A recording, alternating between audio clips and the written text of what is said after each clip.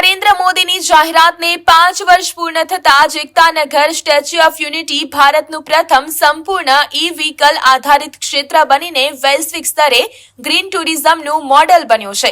વિતેલા વર્ષોમાં ઓથોરિટી દ્વારા મિશન મોડ પર કામ કરીને અહીં 459 જેટલા ઇલેક્ટ્રિક વાહનો કાર્યરત કરાયા છે, જેમાં ખાસ કરીને સ્થાનિક આદિવાસી મહિલાઓ દ્વારા સંચાલિત પિંક ઇલેક્ટ્રિક રિક્ષા પર્યાવરણ અને મહિલા સશક્તિકરણનો અજોડ સંગમ સાબિત થઈ રહી છે.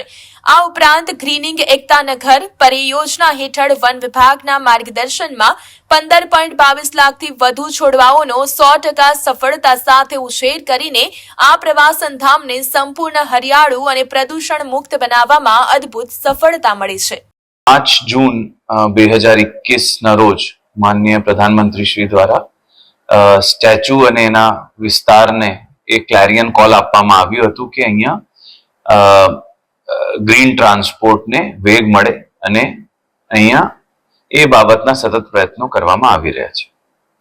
એકતાનગર અત્યારે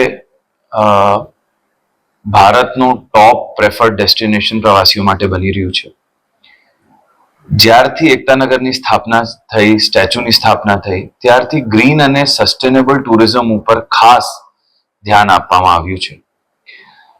સ્ટેચ્યુ અને તેના આસપાસના એરિયાને ઈવી ઝોન ડિક્લેર કરવામાં આવ્યું અને વિભિન્ન ઇલેક્ટ્રિક ટ્રાન્સપોર્ટ જેમ કે બસીસ, કાર્સ, સાયકલ્સ એ બધા વસાવવામાં આવ્યા. આજે 450 થી વધારે એવા ટ્રાન્સપોર્ટ આ વિસ્તારમાં રન કરવામાં આવી રહ્યા છે.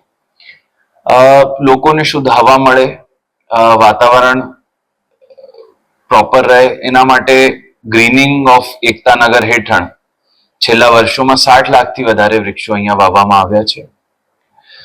સૌર ઉર્જા ઉપર, ક્લીન એનર્જી ઉપર સ્ટેચ્યુનો હંમેશા ફોકસ રહ્યું છે અને એમાં 5.5 મેગાવોટ કરતા વધારેની ક્ષમતા એકતાનગરમાં વસાવવામાં આવી છે.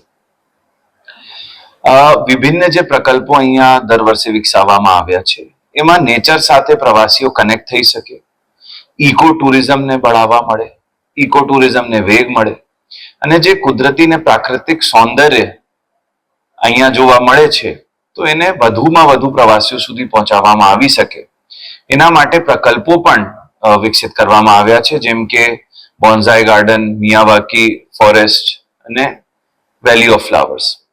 નવા એટ્રેક્શન્સ પણ જેમ કે અત્યારે રેન ફોરેસ્ટ અહીંયા 10 એકર જેટલા વિસ્તારમાં અહીંયા બનાવવામાં આવી રહ્યું છે. તો સસ્ટેનેબલ ટુરિઝમ રહે અને પ્રવાસીઓ નેચર સાથે કનેક્ટ થઈ શકે એના સતત પ્રયત્નો સ્ટેચ્યુ ઓફ યુનિટી ઓથોરિટી દ્વારા કરવામાં આવી રહ્યા છે.